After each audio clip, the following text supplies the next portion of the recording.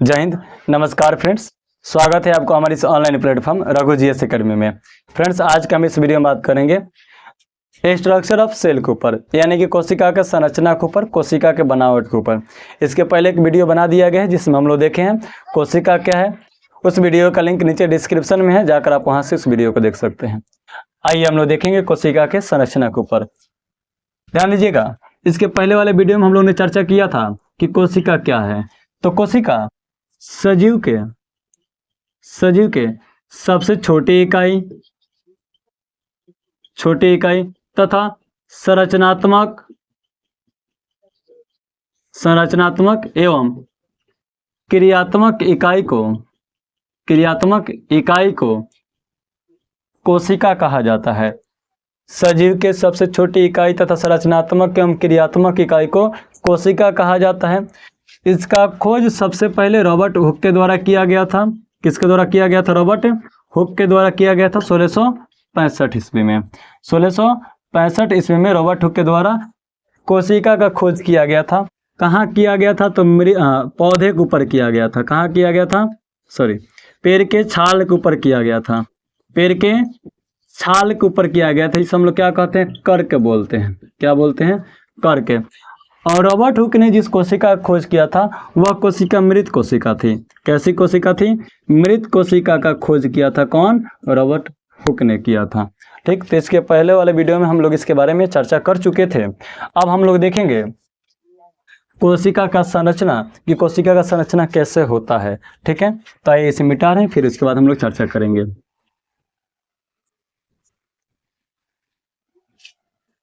देखिए, जो कोशिका होता है, कोशिका 3 चीजों से मिलकर बना होता है। कोशिका का संरचना 3 चीजों से होता है, 3 पदार्थों से हुआ रहता है, जिसके बारे में हम लोग चर्चा करने वाले हैं। ठीक है, देखिए, कोशिका का आकार कोई निश्चित नहीं होता है। अभी हम गोलाकार बनाए समझने के लिए, लेकिन कोशिका का आकार किसी भी आकार का हो सकता है, उसका आकार निश्चित नहीं होता है। ठीक है, देखिए, कोशिका जो बना होता है 3 चीजों से बना होता है। पहला होता है कोशिका झिल्ली। जो कोशिका का सबसे बाहरी आवरण होता है उसे हम लोग बोलते हैं कोशिका झिल्ली बोलते हैं, यानी कि सेल मेम्ब्रेन बोला जाता है। सेल मेम्ब्रेन के नाम से जानते हैं। कोशिका के सबसे बाहरी आवरण को सेल मेम्ब्रेन कहा जाता है। उसके बाद कोशिका, और ये जो होता है हमारा केंद्रक होता है, जो सबसे केंद्र में उपस्थित रहता है। कोशिका के सबसे केंद्र में उपस्थित रहता है, इसे हम लोग बोलते हैं न्यूक्लियस। क्या बोलते हैं? न्यूक्लियस बोलते हैं। ठीक, और इसके बाद यह जो कोशिका झिल्ली है और केंद्रक के बीच में एक तरल पदार्थ उपस्थित रहता है, जो दिखाई दे रहा है एक प्रकार के तरल पदार्थ है, जिसे हम लोग बोलते हैं कोशिका द्रव्य बोलते हैं। क्या बोलते हैं? कोशिका द्रव्य बोलते हैं।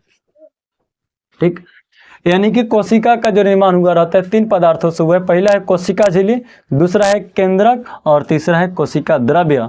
यानी कि इन तीनों से मिलकर किसका निर्माण हुआ रहता है? तो कोशिका का संरचना हुआ रहता है।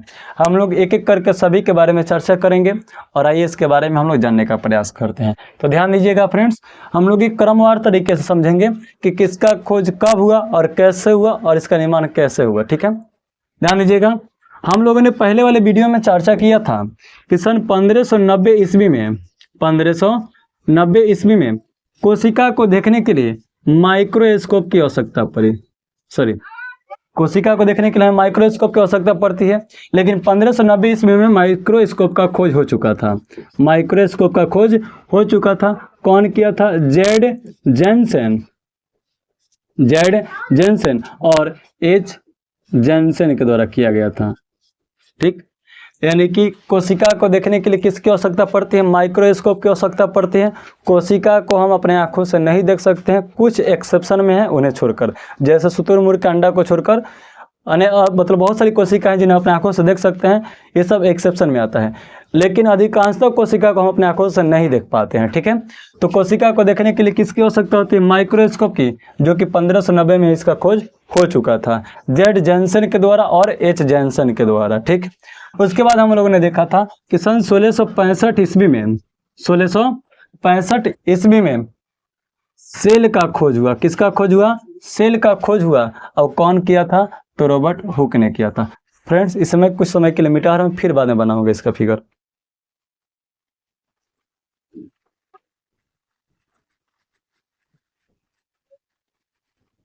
तो ध्यान दीजिएगा दोस्त, 1665 ईस्वी में सेल का कौन खोज किया? तो रॉबर्ट हुक ने किया था, रॉबर्ट हुक ने किया था। और एक कैसा कोशिका खोज किया था? तो मृत कोशिका का। कैसा कोशिका खोज किया था? ये मृत कोशिका का खोज किया था। 1665 ईस्वी में रॉबर्ट हुक के द्वारा कैसा कोशिका खोज किया गया? मृत कोशिका का। फिर कुछ समय बाद यानी कि जीवित कोशिका खोज किया गया 1683 ईस्वी में। कैसा कोशिका खोज किया गया? तो जीवित कोशिका खोज किया गया। कैसा कोशिका? जीवित कोशिका का खोज किया गया। और ये कौन किया था? तो लिविन हॉक ने किया था, लिविन हॉक के द्वारा किया गया। ठीक है, याद रखिएगा। 1683 ईस्वी में सेल का यानी कि जीवित कोशिका खोज कौन किया? लिविन हॉक के द्वारा किया गया। फ्रेंड्स लाइट चला गया, ऑटोमेटिकली मैं वीडियो कट कर रहा हूँ।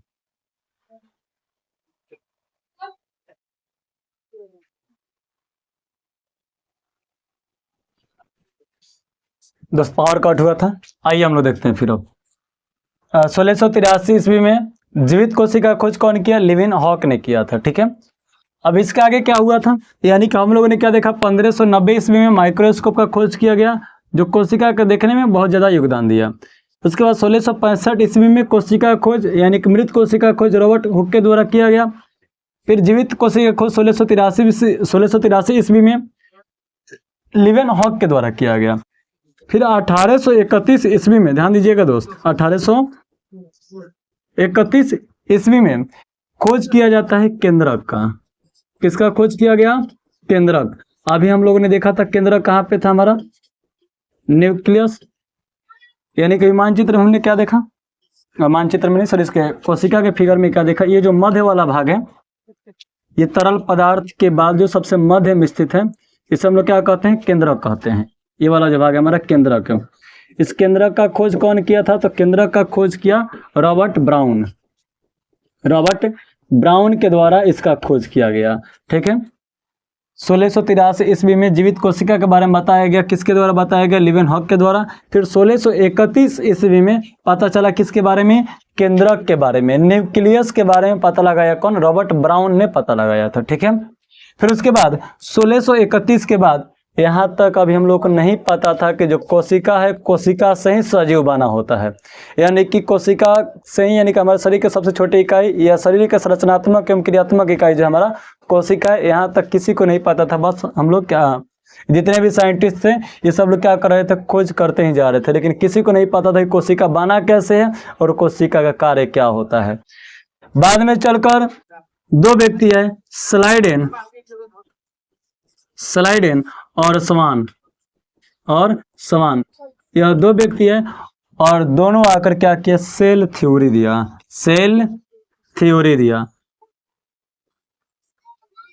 दो व्यक्ति है, स्लाइडेन और स्वान ने, यानी कि सेल थ्योरी दिया, कोशिका सिद्धांत दिया।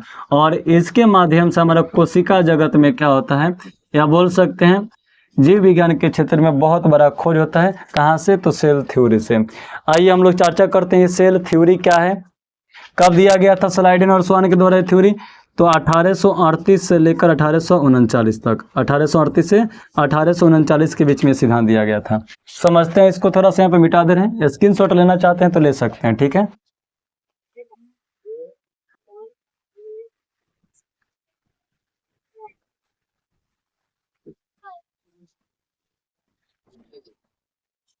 ध्यान दीजिएगा।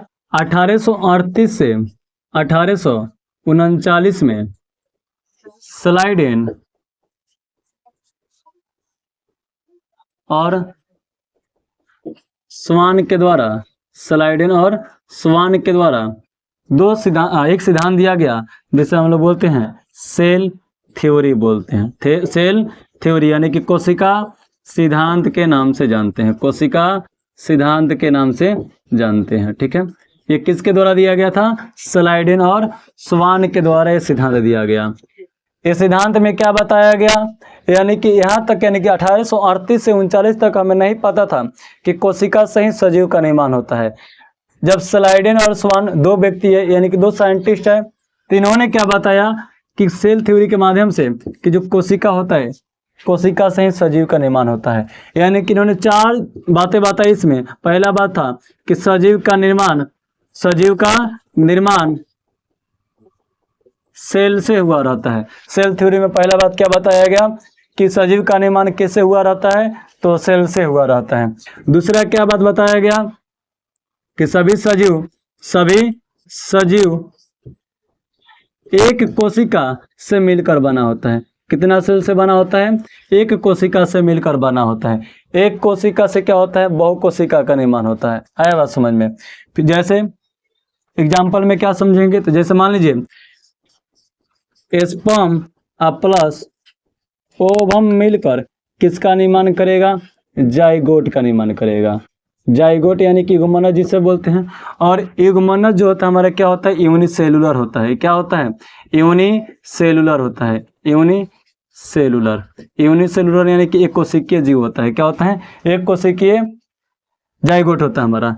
तो जाइगोट से क्या बनता है? फिर एम्ब्रियो बनता है। क्या बनता है? एम्ब्रियो बनता है, इसे हम लोग भ्रूण बोलते हैं। फिर एम्ब्रियो से क्या बनता है? फिटस बनता है। फिटस यानी कि जिसे हम लोग क्या बोलते हैं? गर्भ बोलते हैं। और फिटस से फिर क्या बनता है? चाइल्ड का निर्माण होता है। चाइल्ड बनता है। ठीक है, फिटस से क्या बनता है? चाइल्ड बनता है। ये कौन बताया?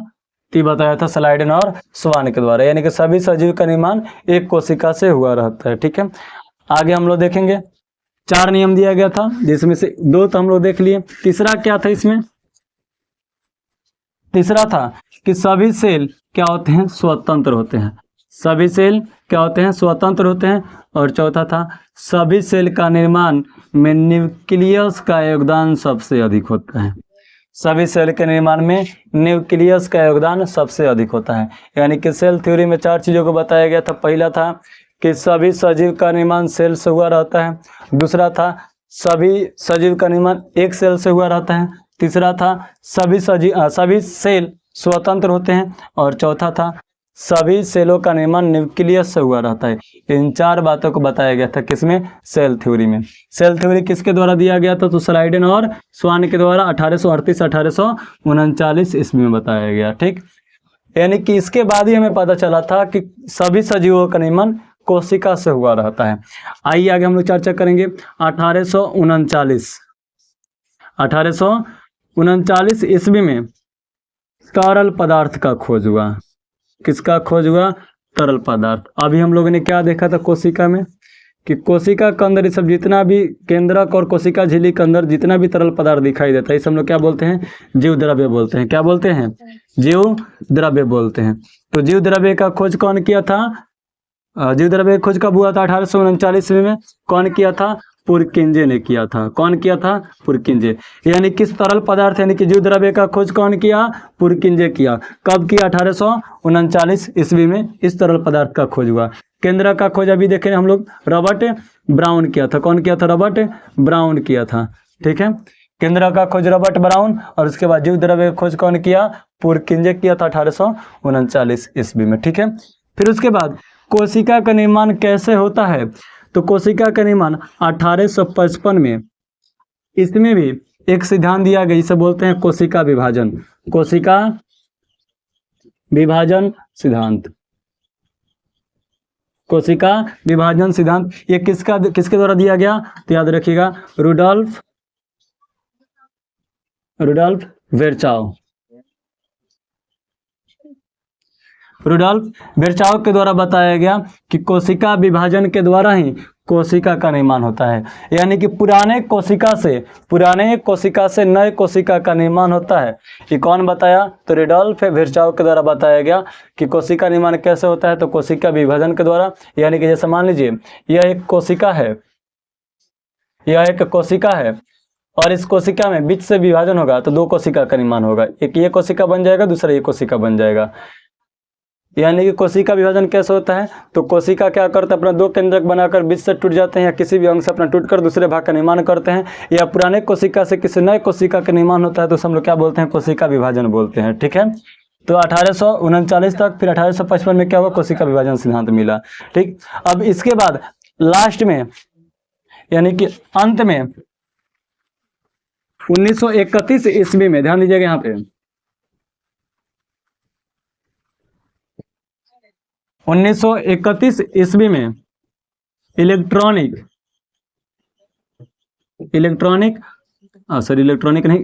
माइक्रोस्कोप का खोज किया गया। माइक्रोस्कोप का खोज किया गया।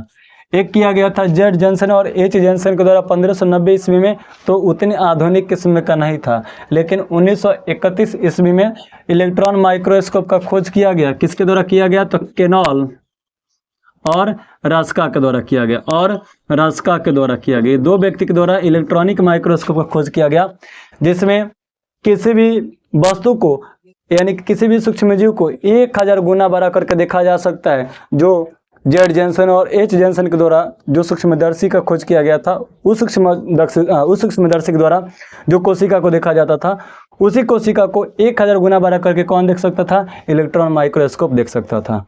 है बात समझ में? तो इसका खोज कौन किया? केनॉल और रास्का के द्वारा किया गया। यानी कि इसमें इलेक्ट्रॉन जैसे वस्तुओं को भी 1000 गुना बड़ा करके देखा जा सकता है। किस कोशिका के द्वारा? तो इलेक्ट्रॉन माइक्रोस्कोप के द्वारा। ठीक है, तो दोस्त यहाँ तक हमारा क्या था? कोशिका के क्षेत्र में खोज हुआ है, या कोशिका से रिलेटेड क्षेत्रों में क्या हुआ है? खोज हुआ है। अब हम लोग देखेंगे कोशिका का संरचना, और कोशिका का संरचना के ऊपर फिर चर्चा कर रहे हैं। ठीक है, ध्यान दीजिएगा।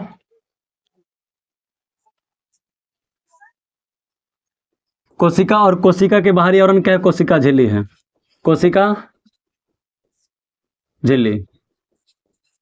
फिर उसके बाद देखिए क्या चीज के अंदर जो तरल पदार्थ पाया जा रहा है, क्या पाया जा रहा है? तरल पदार्थ। तो हम लोग क्या बोलते हैं? जीव द्रव्य या कोशिका द्रव्य बोलते हैं। कोशिका द्रव्य या जीव द्रव्य के नाम से भी जानते हैं। उसके बाद इसके मध्य में क्या पाया जा रहा है? केंद्रक पाया जा रहा है। आज तीनों के बारे में हम लोगों ने चर्चा किया कि केंद्रक का खोज कौन किया था? रॉबर्ट ब्राउन ने किया था। कोशिका द्रव्य यानी कि जीव द्रव्य का खोज कौन किया? पुरकिंजे के द्वारा किया गया था। ठीक है, तो इस सब के बारे में हम लोगों ने चर्चा किया। फिर कोशिका झिल्ली है, तो कोशिका झिल्ली कोशिका का सबसे बाहरी आवरण होता है। इन सब के बारे में चर्चा की हम लोगों ने। आप ध्यान दीजिएगा, यह जो जीव द्रव्य है, ये जो कोशिका द्रव्य है, इसका जो संरचना होता है, इसके संरचना को हम लोग कोशिका अंगक बोलते हैं। यानी कि कोशिका द्रव्य के संरचना को क्या कहते हैं? कोशिका अंगक बोलते हैं। क्या बोलते हैं? कोशिका अंगक बोलते हैं। कोशिका द्रव्य का संरचना को क्या कहते हैं? कोशिका अंगक बोलते हैं। इंग्लिश में क्या बोलते हैं इसे हम लोग? कोशिका सेल ऑर्गेन के नाम से भी जानते हैं इसे। ठीक है, सेल ऑर्गेन कहा जाता है। यानी कि इस कोशिका अंगक में या कोशिका का अंग क्या क्या है, इसके बारे में हम लोग चर्चा करते हैं। ध्यान दीजिएगा, सेल ऑर्गेन, कोशिका अंगक। कोशिका अंगक दो प्रकार का होता है। यह जो इसका अंदर तरल पदार्थ पाया जा रहा है, यह मुख्यतः दो प्रकार के होते हैं। पहला होता है हमारा ऑर्गेनॉइड, और दूसरा होता है मेटाप्लास्ट। ऑर्गेनॉइड और मेटाप्लास्ट। कोशिका अंगक दो चीजों से बना होता है, ऑर्गेनॉइड और मेटाप्लास्ट। ये मुख्यतः दो प्रकार के होते हैं। ऑर्गेनॉइड में देखिएगा, इसका 7 अंग होता है। कितना अंग होता है ऑर्गेनॉइड में? 7 होता है। इसमें होता है 2। ऑर्गेनॉइड के अंदर जितना भी अंग पाया जाता है, ऑर्गेनॉइड के अंदर का जितना भी अंग पाया जाता है, सब के सब जीवित होता है। क्या होता है? जीवित होता है। और ये क्या होता है? मृत होता है। मेटाप्लास्ट मृत होता है और ऑर्गेनॉइड क्या होता है? जीवित होता है। और इसके अंदर 7 अंग कौन कौन से? तो पहले तो है सेंट्रोसोम, दूसरा प्लास्टिड जिसे लवक बोलते हैं, राइबोसोम, तीसरा है लाइसोसोम, चौथा देखेंगे इसमें तो चौथा आ जाएगा हमारे ER, इंडोप्लाज्मिक रेटिकुलम बोलते हैं इसे। उसके बाद गोल्जी का है, इसे गोल्जी बॉडी बोलते हैं। ठीक, तो हमारा 6 हो गया। एक और इसमें हमारा क्या हो जाएगा? Centrosome, plastid, ribosome, lysosome, Golgi का, ER, और उसके बाद माइटोकॉन्ड्रिया। इन 7 से मिलकर क्या बना होता है? हमारा ऑर्गेनॉइड बना होता है। उसके बाद जो हमारा मेटाप्लास्ट होता है, मेटाप्लास्ट में रसधानी और बायोमोलिक्यूल्स पाए जाते हैं। ऑर्गेनॉइड और मेटाप्लास्ट दो प्रकार के कोशिका अंगक होते हैं। ऑर्गेनॉइड जीवित और मेटाप्लास्ट मृत होता है।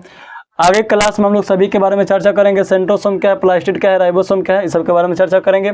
फिर कोशिका झिल्ली क्या है, केंद्रक क्या है और इसके बारे में हम लोग डीप में देखेंगे। वीडियो ज़्यादा लंबा हो जा रहा है, इसकी वजह से हम वीडियो कहीं पर रोक रहे हैं। जय हिंद, जय भारत।